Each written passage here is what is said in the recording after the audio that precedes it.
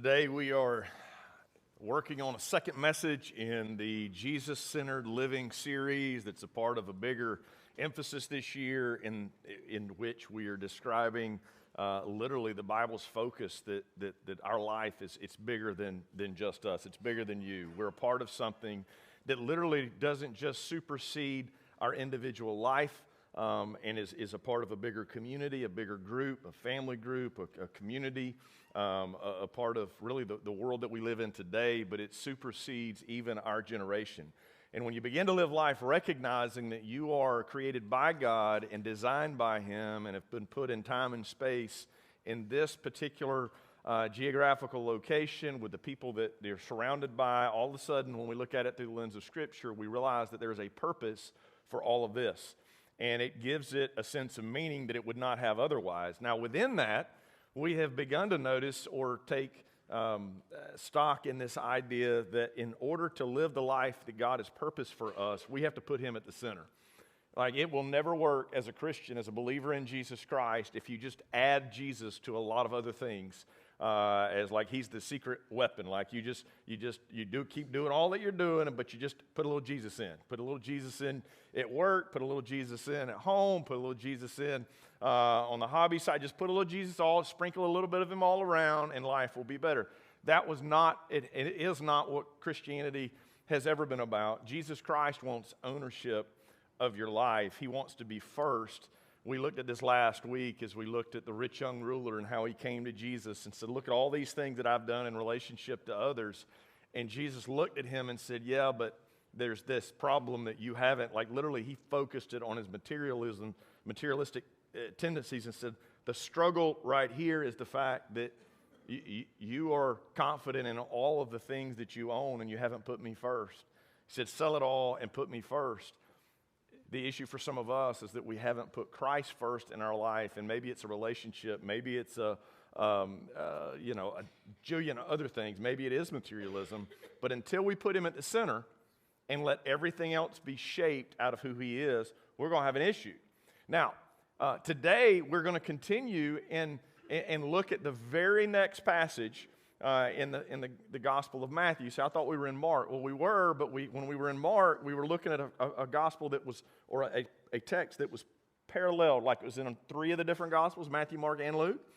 And so when it's found in Matthew, the very next passage after the rich young ruler is what I'm going to be reading to you today in Matthew in chapter 20.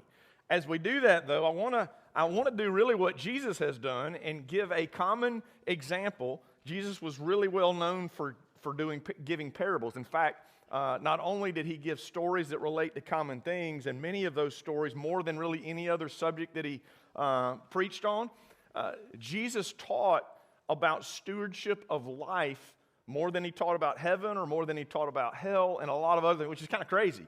But He knew this mattered. But as He would tell these stories, He would often say, the kingdom of heaven is like, and then He would give them a modern something that would have been modern in their day. A lot of it agricultural. Here it's going to be the parable of the vineyard. In a similar way, I want to take a modern leadership example, and I want you to see the concept kind of put in front of you, and then we're going to unpack it. Now, I need to kind of tell you in advance, I'm asking for a little bit of grace right here.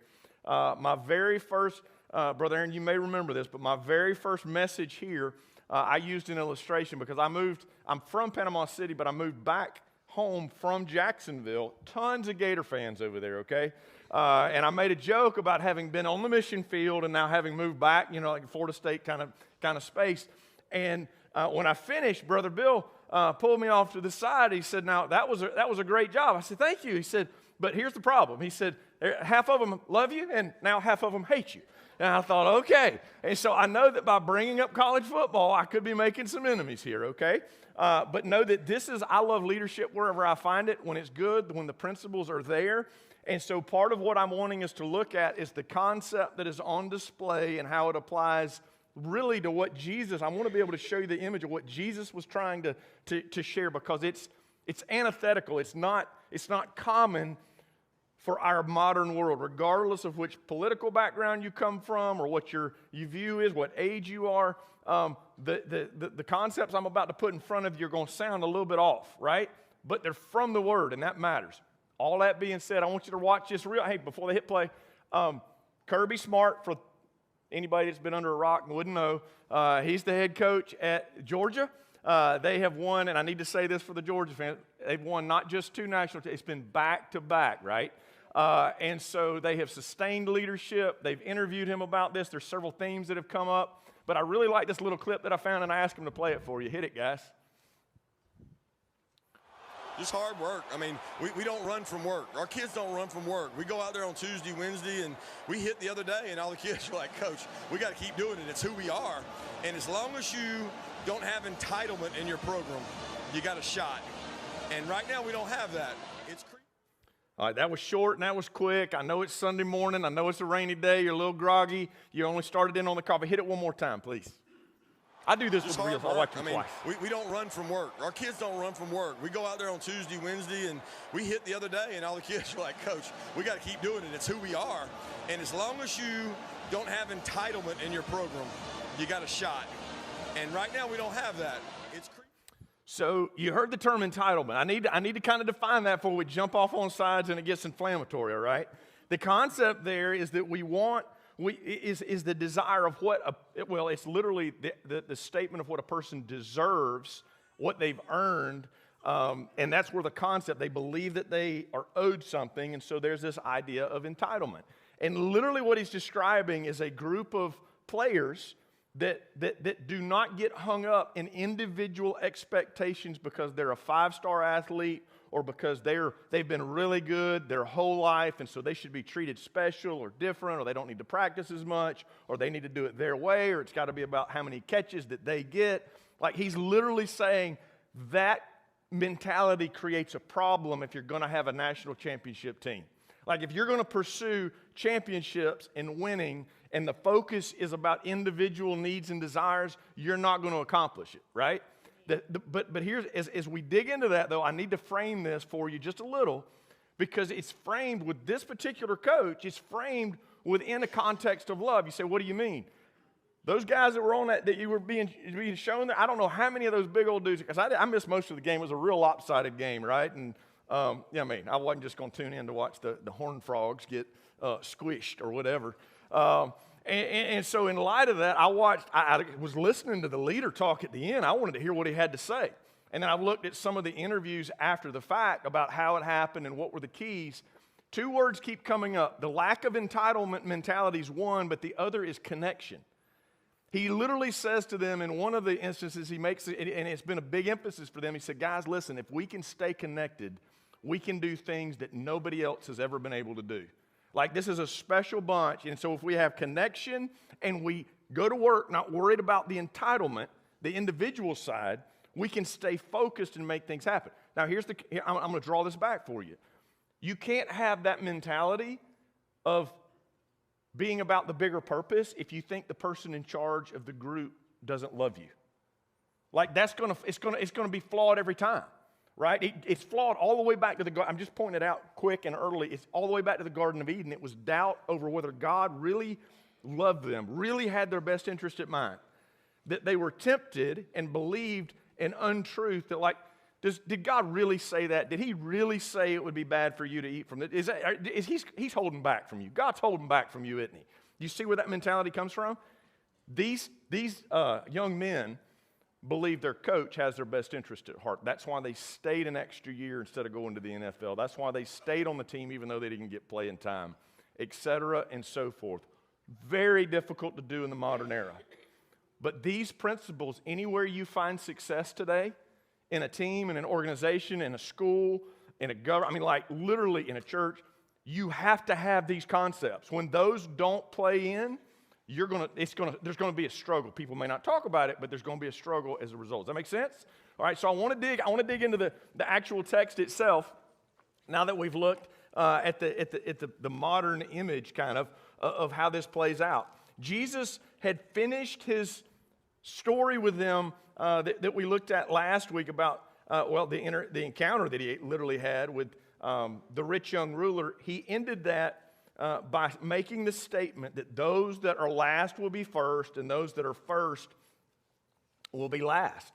And now he's going to literally sandwich that statement again at the end of the text that we're looking at today.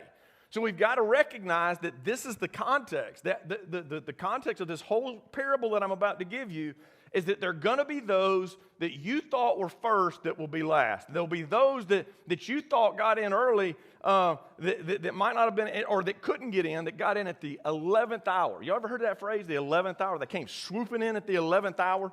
Here's what's crazy. This is going to rock you a little bit. Maybe. I didn't know that's where this came from. Like when we've always heard that, when I've always heard it, it's never positive. It's always a negative about somebody coming in right at the end and snatching it up, right? Like they didn't deserve it, but here they come and they got it. In the Bible, Jesus is actually saying it's within God's purview to bring somebody in at the very last, at the 11th hour, the last part of the day, and to bless them. It's used as a positive and not a negative. Isn't that crazy? Like our whole world, like, y'all not amazed by this? Like, wowed that, hey, that's actually not how they, like we've used that wrong most of our life. And this is what happens sometimes when we don't actually know what the text means. And some of you, hopefully, in conversation this week are going to be able to use this and say, hey, let me tell you what I learned in church on Sunday. We were studying the words of Jesus, and I'm sure glad that I was able to fly in at the 11th hour and get me some grace because I need it bad, right? And so it's a positive thing. So when you look at the text, here we go. You got to understand the context. So he starts out with a story. He says, for the kingdom of heaven is like a master of the house who went out early in the morning to hire laborers in the parking lot at Home Depot. No, but we're making it common. You get it, right? Maybe it's changed a little bit. Maybe that's not the place now. It was a few months ago. But there was a place, a location that they would go to get workers for the vineyard. And because they needed workers, they needed laborers. And so they went out to hire them. And it says, agreeing with the laborers for a denarius a day. That's basically a penny a day. Like, that's not that much. It was norm for the time. It was typical that's what you would commonly work for, and it would buy a whole lot more. It would buy what one needed. So for a denarius a day, he sent them into the vineyard. So they agreed. He offered, and they agreed that they would work for that amount. Going out about the third hour, he saw others standing idle in the marketplace. Let me give you a little bit of historical background. In the ancient Jewish culture, there would have been a 12-hour workday. Some of you are like, no, you work 4 days a week, 12? No. It would have been pretty much all the time, except Sabbath. And so you'd work six days a week, 12 hours a day. But you start at 6 and you'd be done at 6. That's how it worked. So the first hour of the day was 6 a.m. The last hour of the day would have been 6 p.m. The 11th hour that we described would have been 5 o'clock, right at the evening time. And so third hour would have been 9.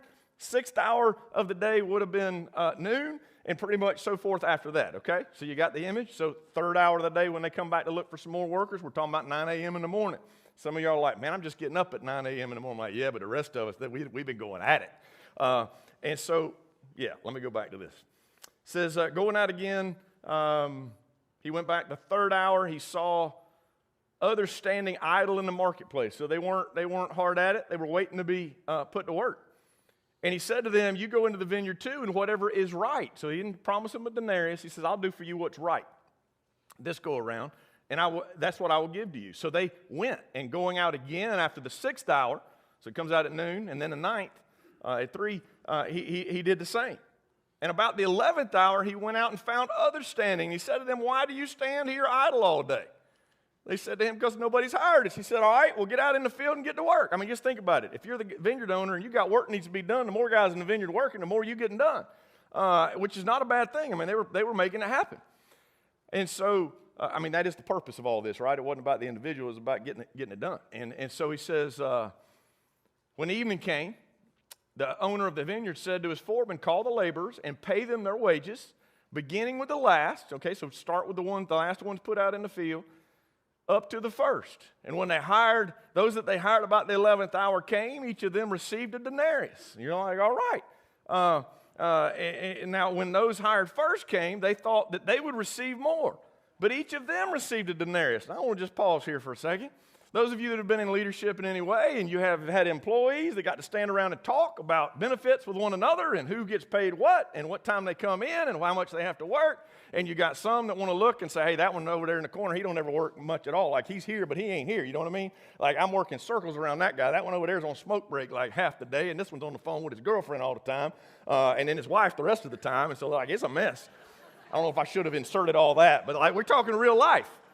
I mean, right? And so in reality, what you've got here is you've got a picture of a bunch of people that are comparing notes.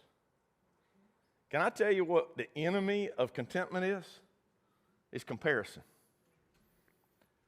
The antidote for discontentment is gratitude. Just know that. Those might be worth writing down. The antidote for discontentment is gratitude.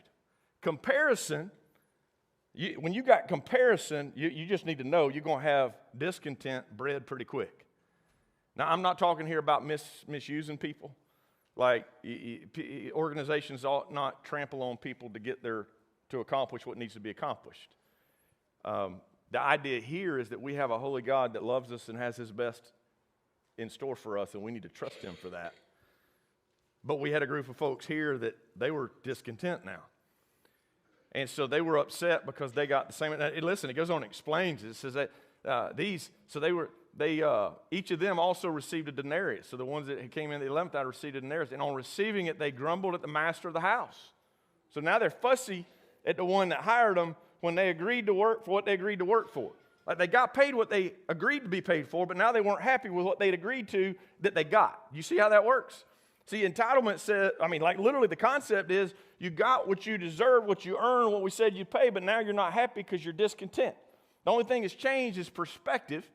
And it says as they grumbled, they were emphatic. Like, this seems so normal in some ways because, like, in our world, isn't this how it works? I mean, it works not just in amongst ourselves, but it works online. Like, this is how that one person thinks somebody did something wrong, and then they shout out about it, and then everybody jumps on and it gets shared, and it goes viral, then somebody has to do something about it, right? I mean, I'm not saying it should be that way. I'm just saying in our world it kind of is that way. And he says, on receiving it, they grumbled at the master of the house, saying, the last worked only 1 hour, and you've made them equal to us. Like, they thought they were better. Who have borne the burden of the day and the scorching heat. I mean, can you almost just hear the burden of the day and the scorch? Like, we were out there in that humidity, and they only worked that last hour of the day. It wasn't even hot anymore. I mean, the sun had basically gone down. They just got to watch the sunset. Got the same as what we got. Y'all ever had a child that did that? Like they're like, hey, it's not fair. Just know, Mom and Dad, this goes a long way. Because, like, the idea is, well, it's not fair. Have you heard that before? It's not fair. And you did this for this one and this for that one. Moms and dads, if you're new to the church, let's listen. I'm going to do everything I can to help you as you parent your children, to give you stuff you can talk about on the way home and use that's useful to help you raise them to be more like Jesus, but to make your job easier as a parent. Like, I'm trying to give you backup right here. And the last thing on the planet you want to do is treat both of your kids the exact same as though they were built the exact same, because they weren't. You got one that's a little more creative and another one that's a little more engineer-like. You got one that needs a little bit more work on the work ethic, and the other one you got to kind of tell him, hey, man, back off just a little bit. You're going to work your fingers to the bone. Maybe you don't have one of those, but they do make those. I've met some through the years. And the point is that you got kids that are built different, and they need to be treated different. Some need some help in some areas that others don't need help in. Some needs a gentle, loving, in Jesus' name, gentle, loving, but firm, swift kick at times to nudge them, maybe nudge them out of the nest. Like, kids are different. And what we're really establishing is that because everybody's different, everybody needs to be treated different. You're like, wait a minute, everybody needs to be treated different. There, I said it. Like, in our world, you can't say that. I'm telling you, God said it. In fact, God said right here, we have an indication that let me hang on. Before I get to preaching, let me just give you the rest of the text, all right? Because it's based out of the word. He says, the last one worked an hour. You made them equal to us. Like, it's not fair. You can hear him saying it. But one of them, he replied, he said, friend, I'm doing you no wrong. Did you not agree to work with me for a denarius? Like, we agreed this was a fair deal. This was reasonable. And then he says, don't you love what he says? Sometimes in leadership, you got to do this. This is tough. Like, they ain't not going to like you when you do. Take what belongs to you and go. Like, look, stop the whining. Take what I agreed to give you and get out of here. Because we did what we said we were going to do. I choose to give to, if I choose to give to this last worker I choose to give to the last worker as I gave to you. Am I not allowed, listen to the statement, am I not allowed to do what I choose with what belongs to me? In our world, the answer is no, pretty much, no. And that's not right, by the way. But he says, or do you begrudge my generosity? Think about that for a second. We're not talking about somebody that is having something taken from them without their choice. We're talking about an owner who willfully chooses to be generous with individuals because he feels led to. He could spend that money a lot of different places. But literally can I say idiocy? I don't know if I can say that. What's ridiculous about this is the idea that the owner would almost be better off, instead of being generous with the others, like paying them some fraction of that and spending the rest of it on himself just so he wouldn't have to deal with the fussing. Isn't that crazy? Do y'all see how nuts that is? Like so as a parent, you're like, I can't even bless my own children because I got one fussing about what's fair. I'm just saying, you need to buck that, Mom and Dad. You need to nip that in the bud and just say, look, let's just get this real right now. You're not in charge. And I'm going to love you as you need to be loved because God's put me as steward and responsible over you. And I'm going to love you. I'm going to love you unconditionally, but you're not the same and I'm not treating you the same. So get that out of your head. Greatness isn't built on fairness. It's just not. You're like, wait, what do you mean? Like, show me a school that has good grades, that is successful, that have children that use yes ma'am and no ma'am, that are making progress in the right direction. Like, Brian, I'm picking at you. Like, you got kiddos, when they go to New Horizons, they're there because they hadn't been successful in some other places. But let me just tell you something. If you don't hold them accountable, like if they don't show up for school, they're not going to get better. Somebody's got to call them and say, you got to be here. If there's not some accountability, if somebody's not holding mom and dad, like any school you pick, I'm just telling you, if there's no accountability, there's not going to be any greatness. It don't work like that. If everybody's worried about what they're going to do and not everybody's, and there's no concern about the overall mission of the organization, there's going to be a problem. Like you just can't have success like that. You know, it's kind of interesting because I don't think people normally look at ball teams like this and think, you know, they're successful because they're doing what is required in order to be great. They're staying focused on a mission, and if they don't do that, they can't be. I actually want to read you, if I can, I'm just going to stop. I hadn't finished yet, but I want to read you the full quote from Kirby Smart. Can I do that? I mean, this is tough. He says, the disease that creeps into your program is called entitlement. They interviewed him more at length later, like after the game, in a sit-down, and he says, I've seen this firsthand. If you can stomp it out with leadership, entitlement, if you can stomp it out with leadership, then you can stay hungry. And we have a saying around our place, we eat off the floor. And if you're willing to eat off the floor, you can be special. Now, he combines that with connection again. Let me say that. But what does he mean by that? Well, you win a game, and now you're like, hey, we're special. We've won the national. You got to treat us different this year. You got to do something extra for me, or I'm not staying. It's like, no. You got to come in here hungry to win. You got to come here be humble and do the things that you're supposed to do. If you come up, if you walk in as like, can I tell you something that's crazy? Like, there's this tendency to believe that we're extra special and that we somehow now don't have to do things that normal people do. That's a recipe at any level for a mess. You're not going to continue to improve that way.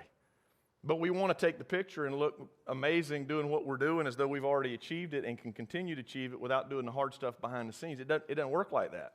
When you look at the text, he goes on here after telling them to take what is theirs and go. He said, if I choose to give the last workers I give to you, am I not allowed to do what belongs to me? And he says, or do you begrudge my generosity? And he says, the last will be first and the first last.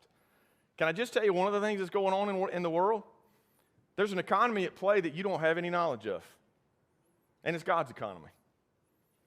And what's crazy is that as believers, we struggle to get it, like it's natural in flesh to have the comparisons. Like, I'm telling you, that is what's normal. If left to ourselves, we're normally going to make those comparisons and normally be naturally unhappy and think things aren't fair. Cain and Abel did that. There's stories with in the Old Testament, a number of them, where God showed favor in an instance here or there, and there was always a bunch of fussing about it. But the fact of the matter is that Jesus himself came as the least. He came and he put himself last. He came as the one that would suffer. He came as the one that did not deserve. If anybody was entitled, Jesus was entitled. Like, he didn't have that attitude, but he laid all of that aside. Philippians chapter 2 literally tells us that he humbly, see, humility and entitlement don't go together. People that are humble are not entitled. Jesus came in humility. Even though he was equal to God, made himself low and made himself servant. This is the economy of the gospel. The economy of the gospel is that we put ourselves willfully at the bottom, knowing that God is ultimately going to be the one that raises us up. That which is that exalts itself will be humbled, and that he who humbles himself, the Bible says, will be exalted. Here he says the one that's last will be first. And I'm going to just point it out and just say what it is. I didn't even think through the fact that I had Shana in the room. But here's the reality. You will never know the stuff that's been chalked up behind the scenes, the conversations had, the deeds done, that nobody knows a thing about, but that God will never, ever forget, and she will not go without being made right for. Does that make sense? But I'm using a very, a live example to tell you the fact of the matter is we have to trust God with the same thing. When you don't trust a heavenly Father that he loves you, there's the connection like, God, I don't understand this. I have faith and I trust you. And so because I do, I'm going to do this anyway, even though I don't fully get it. When you have confidence that God says, I will right all wrongs, that means he's going to right all wrongs. That is the only way that you're going to be able, when you're looking at the moral implications of that, as you walk through life and you make decisions about life and business. How do you make the decision that outwardly looks like the bad business decision, but the right moral decision? I'll tell you how you make it.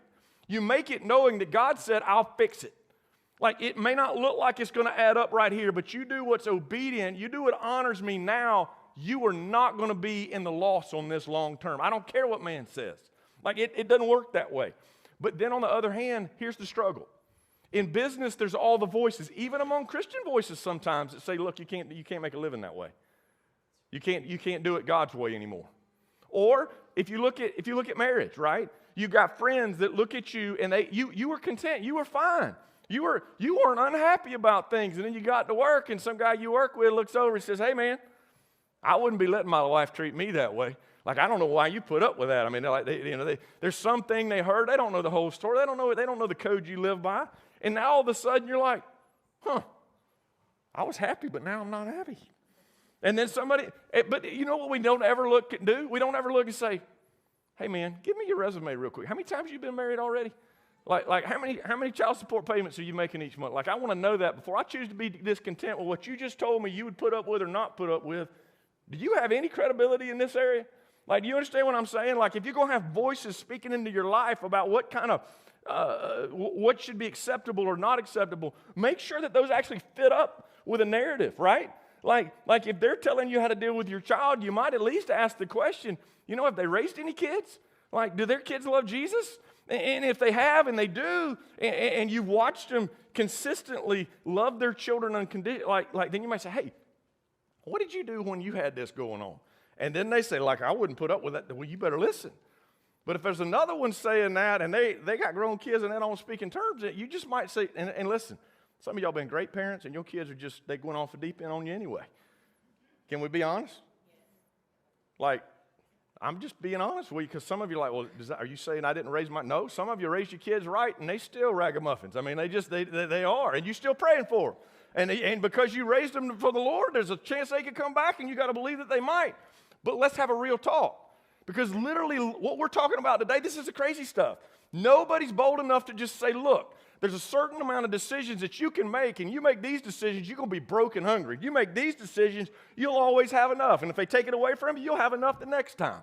But nobody's going to say that these decisions lead this direction, because it's not cool to say it.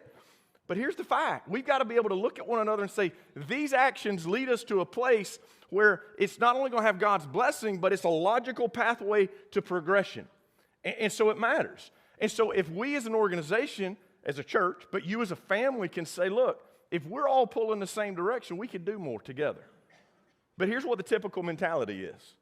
The typical mentality is it's me against you. It's we're all here, and we all got to be hired, and so I got to get there first so that I get hired, because we're not all going to get the same. I got to make sure I get mine. And so if I don't get yours, I won't have any. Now, when that mentality is the mentality, we got a problem. Now, I don't know where the cross is, related, like the crossover, where that fits into the athletic arena. I'm not even digging into that right this second, except to tell you that in a community, we ought not be competing with one another. As churches, we don't have to compete with one another for lost people. There's a plenty for all of us. Can we just say that? So why we got to pull out of this pond and put into that pond? Like, I don't really get it. And it's not like you're like, well, you sure you want to keep talking? No, look, you got to understand that the same's true for your family. Like for your child, the issue is not did they get the same amount of candy that the other. What if everybody's doing their chores? Then mama's going to be happier because mama's going to have more time because she ain't having to go around and clean up after you, right? And daddy's going to be happier because mama's going to be a little bit happier too. And that's going to make everybody's day a little brighter, right? If you turn off the light switches behind you, that electricity costs so much, everybody's doing their part, right? Like it matters. What could we do in an entire year? Like how much of a difference could it make? A lot if everybody's pulling their weight.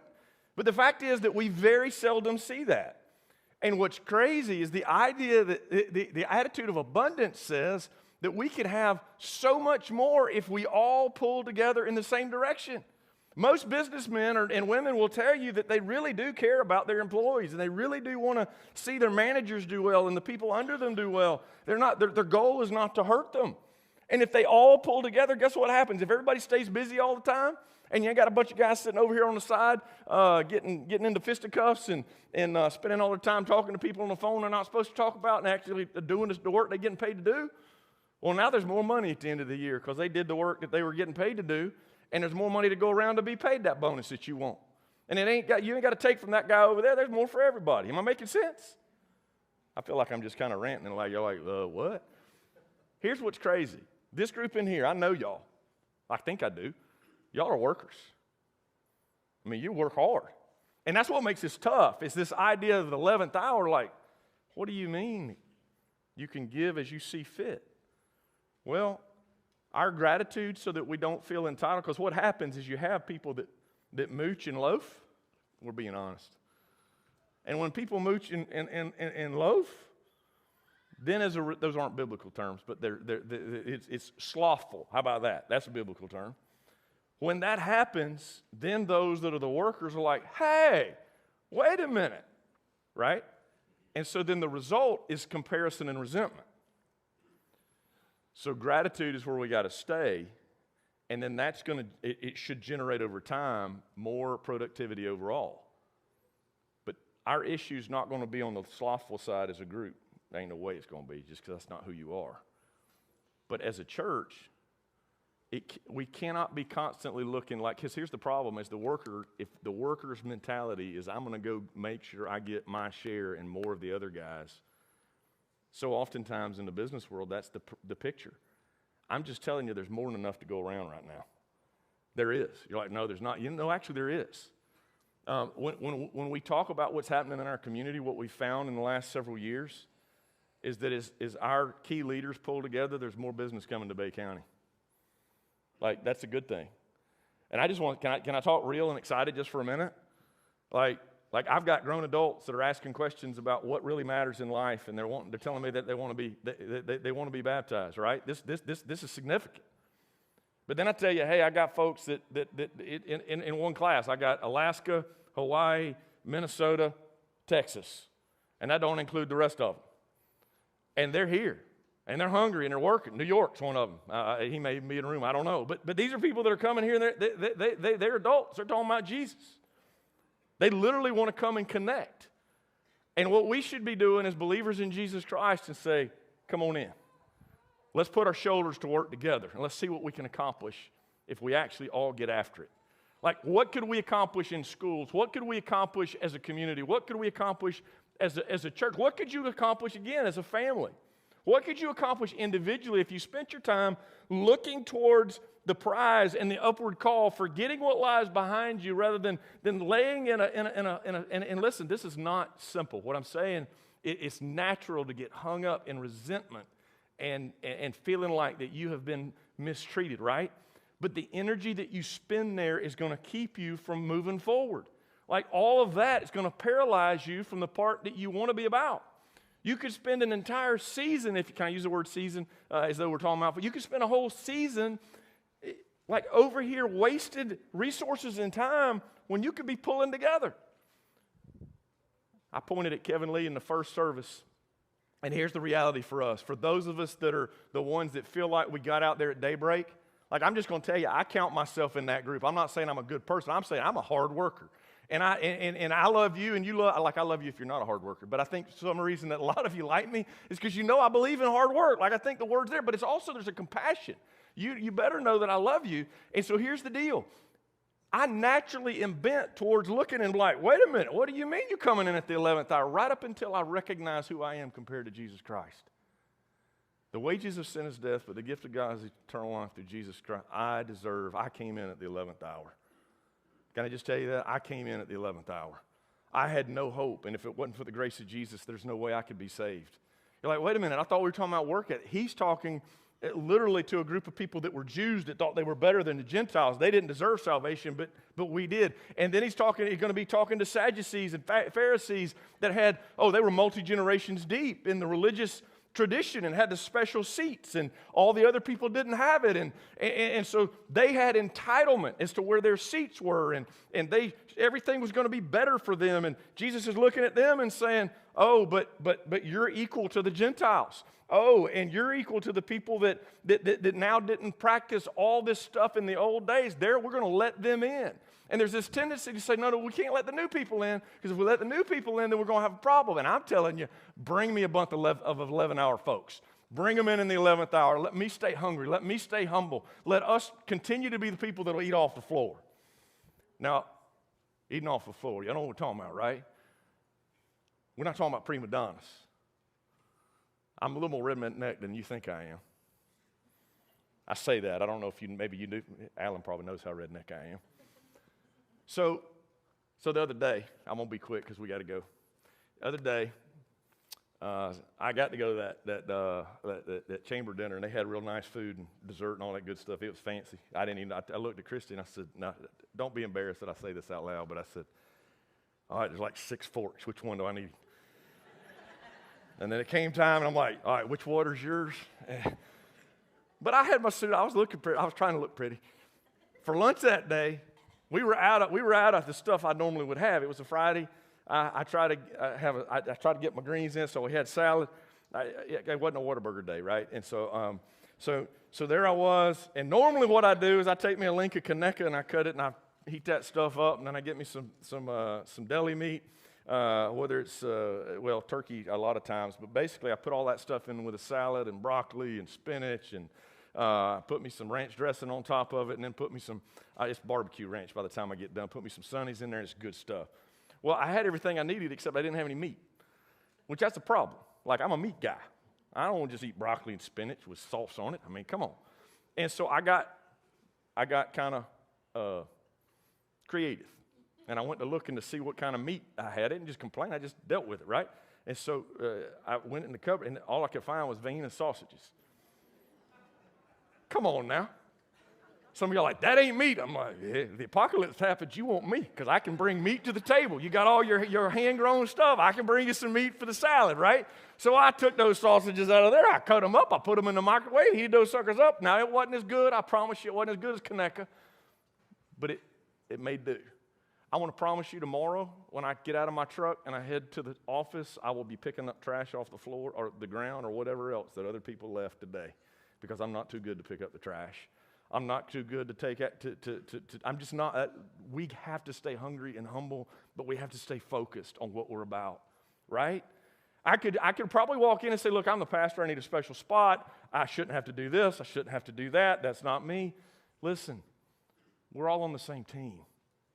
And if we all stay humble and don't pick up the entitlement mentality and don't let that comparison bug get us, and when we do have people that point out things in our life or the lives of others, process that thing for a little bit. Pray about that thing for a little bit. But don't miss what Jesus said. Jesus said the last will be first and the first will be last. You don't have to wonder whether or not all wrongs will be made right. He promised they would be, and He loves you. But I promise you, as a community, as a family, as a believer, as a church, if we all stay focused and hungry, we can do something that's really, really special. And I want to be about that. I don't want to be about entitlement. I want I want to be about doing the thing that Jesus has called us to do, all right?